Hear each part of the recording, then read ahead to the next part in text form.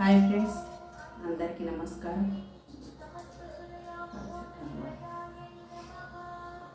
Hi friends, అందరికీ నమస్కారం.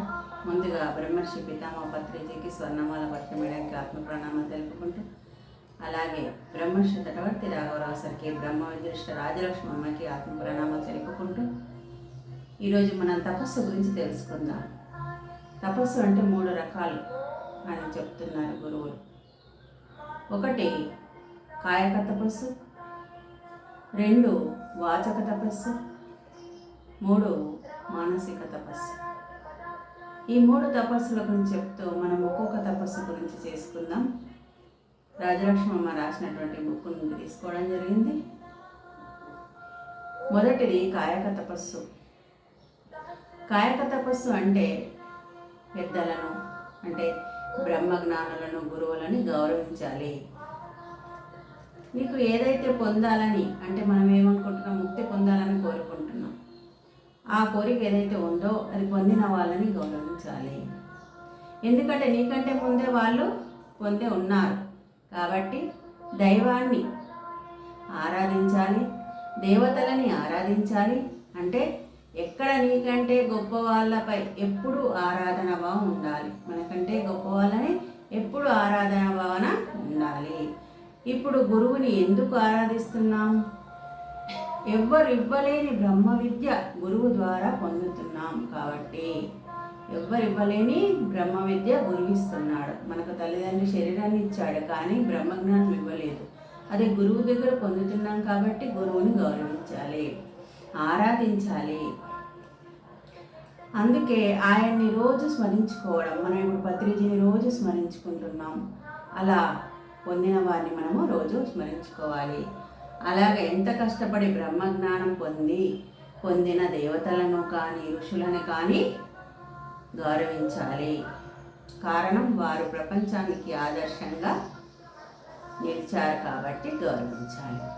దేవతలైనా సరే ఎలా దేవతలైన వాళ్ళు అంటే బ్రహ్మజ్ఞానం పొంది దేవతలు అయ్యారన్నమాట. వాళ్ళని కూడా మనము గౌరవించాలి. ఈ ముగ్గురిని అంటే గురువుల్ని, ఋషుల్ని, బ్రహ్మజ్ఞానుల్ని పొందిన వాళ్ళని మనం ఈ ముగ్గురిని గౌరవిస్తూ ఉండాలి.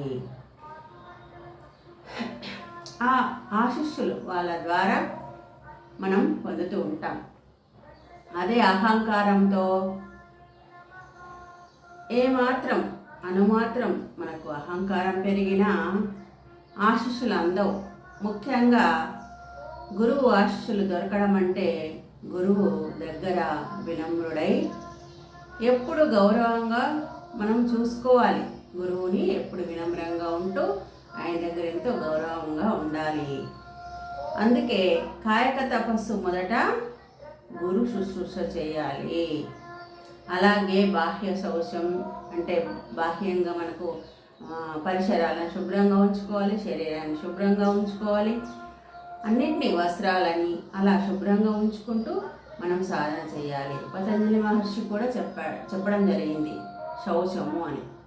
అలాగే భగవద్గీతలో శ్రీకృష్ణ భగవానుడు కూడా చెప్పారు శౌచం అని శుభ్రంగా ఉంచుకోవాలి శరీరాన్ని.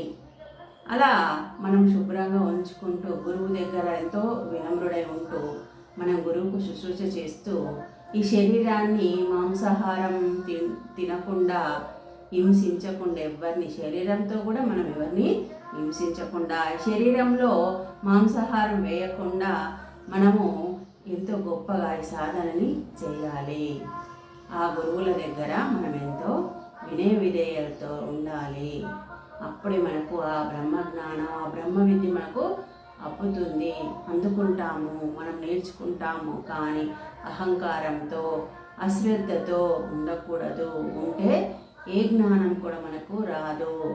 అందుకని మనకు గురువులు ఏం చెప్తున్నారంటే నీ శరీరాన్ని శుభ్రంగా ఉంచుకో, లోపల వేసే ఆహారాన్ని కూడా సాత్వికమైన ఆహారం వేస్తూ హింసాత్మకమైన పనులు చేయకూడదు, హింసతో కూడిన ఆహారం తీసుకోకూడదు.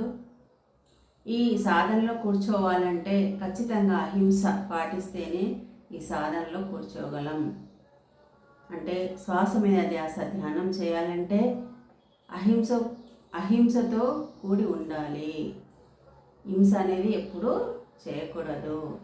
హింసాత్మకమైన పనులు చేసేవారికి సాధన చేసే అర్హత లేదు అని మన గురువులు అందిస్తున్నారు. మళ్ళీ వాచక తపస్సు గురించి మళ్ళీ చెప్పుకుందాం. Thank you.